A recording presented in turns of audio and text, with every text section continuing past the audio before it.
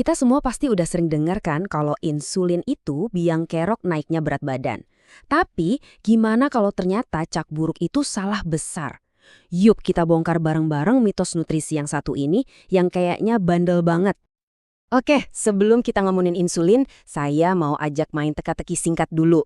Eits, ini bukan iseng-iseng ya. Teka-teki ini bakal nunjukin kenapa kita gampang banget salah paham soal nutrisi. Dan ini kuncinya buat ngerti semua yang akan kita bahas setelah ini. Pertanyaannya begini, apakah ada orang yang sudah menikah yang lagi ngeliatin orang yang belum menikah? Pilihannya A, ya, B, tidak, atau C, gak bisa ditentukan. Coba deh pikirin baik-baik, jangan buru-buru. Jawaban Anda nanti bakal menarik banget loh. Nah, kalau jawaban Anda C, nggak bisa ditentukan, tenang, Anda nggak sendirian. Sekitar 80% orang milih jawaban yang sama. Logikanya sih masuk akal ya kan? Kita kan nggak tahu si An ini udah nikah atau belum. Jadi kayaknya ada informasi yang kurang gitu. Tapi ternyata itu bukan jawaban yang benar. Jawaban yang benar itu ternyata A. Iya, selalu A. Aneh kan? Yuk kita bedah logikanya.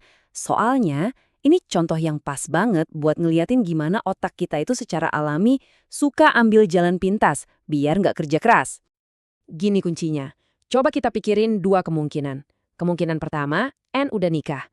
Berarti Anne yang menikah lagi liatin George yang belum menikah. Jawabannya? Ya. Oke, sekarang kemungkinan kedua. Anne belum nikah. Kalau gitu, berarti Jack yang menikah lagi liatin Anne yang belum menikah. Jawabannya tetap iya kan? Jadi mau Anne nikah atau enggak, jawabannya sama aja. Otak kita tuh ngelihat, oh ada info yang kurang, terus langsung berhenti mikir. Padahal semua yang kita butuhin udah ada di situ.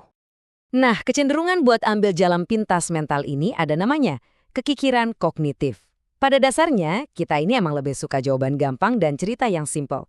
Dan inilah yang nyambung langsung ke mitos besar soal insulin.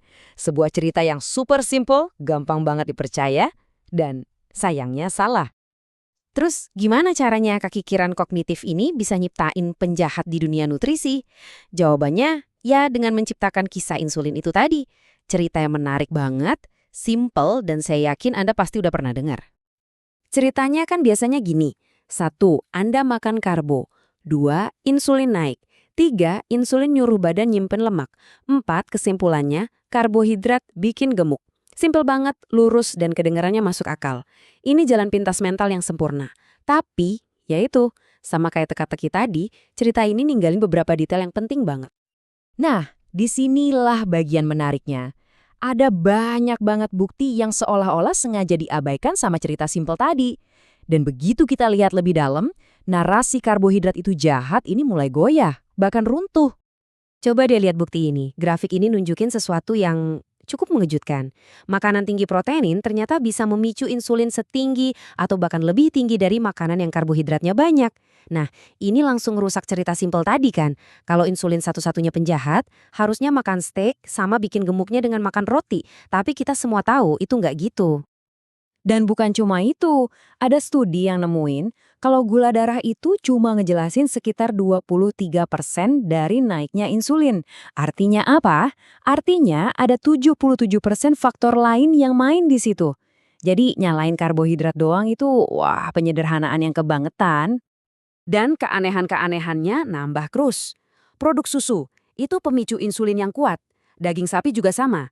Tapi anehnya, keduanya nggak ada hubungannya sama kenaikan berat badan. Jelas banget kan kalau model karbo, insulin, lemak ini bolong di mana-mana. Oke, ini poin yang krusial banget. Fokus ke apa yang terjadi sesaat setelah kita makan, itu menyesatkan. Tubuh kita itu nggak bekerja dalam hitungan menit. Tubuh kita itu sistem yang terus-menerus menyeimbangkan diri sepanjang hari. Coba bayangin gini deh. Benar, setelah makan, tubuh kita emang nyimpan sedikit lemak. Tapi lemak itu bakal dibakar lagi nanti, di sela-sela jam makan atau pas kita tidur. Prosesnya itu seimbang. Sekali lagi, satu-satunya cara lemak badan nambah itu kalau total energi yang masuk lebih banyak dari yang keluar. Jadi ini semua soal keseimbangan energi seharian, bukan soal lonjakan satu hormon sesaat. Oke, jadi kalau insulin itu bukan sekedar hormon penyimpan, terus kita harus mikirinnya gimana dong? Nah, kita butuh cara pandang baru yang lebih akurat. Kalau model lama kan mikirnya insulin itu hormon penyimpan, tapi model baru yang lebih pas itu ngelihat insulin sebagai polisi lalu lintas atau rem. Nah, pergeseran cara pandang ini penting banget. Soalnya tugas utama insulin itu bukan buat mulai nyimpan sesuatu, tapi justru buat ngerem atau ngasih tahu stop ke proses-proses lain di tubuh kita.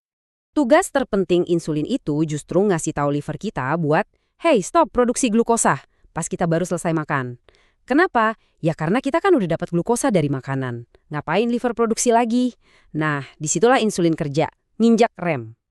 Fungsi rem ini kelihatan jelas banget pada penderita diabetes tipe 1 yang nggak terkontrol. Gula darah mereka tinggi bukan karena glukosa nggak bisa masuk sel, tapi karena livernya produksi glukosa terus-terusan soalnya rem insulinnya nggak ada. Jadi, peran utama insulin itu lebih ke ngatur lalu lintas, bukan jadi tukang parkir. Oke, jadi mari kita rangkum semuanya. Apa nih yang bisa kita bawa pulang dari obrolan ini? Intinya, ini soal ngeganti cerita simpel yang keliru dengan pemahaman yang lebih benar dan lebih lengkap. Jadi, mantra karbohidrat naikin insulin, terus insulin nyimpen lemak, itu emang cerita yang gampang diingat. Tapi sekarang kita tahu, itu cuma jalan pintas pikiran. Sebuah kesimpulan yang terlalu sederhana dan langsung goyah begitu kita sodorin semua bukti yang ada. Lalu apa dong biang kerok penambahan lemak yang sebenarnya? Jawabannya justru lebih simpel, surplus energi yang konsisten. Yang paling penting itu bukan apa yang terjadi sejam setelah makan, tapi total keseimbangan kalori masuk dan keluar selama seharian penuh. Selama nggak ada surplus energi, lemak badan nggak akan nambah. Titik. Kesimpulannya, insulin itu bukan penjahatnya. Ini jadi pengingat buat kita semua untuk selalu hati-hati sama jawaban yang kelihatannya terlalu simpel. Coba deh pikirin, kalau soal sebesar ini aja kita bisa salah kaprah, fakta-fakta nutrisi apa lagi ya yang selama ini kita telan mentah-mentah tanpa ngecek semua kemungkinannya?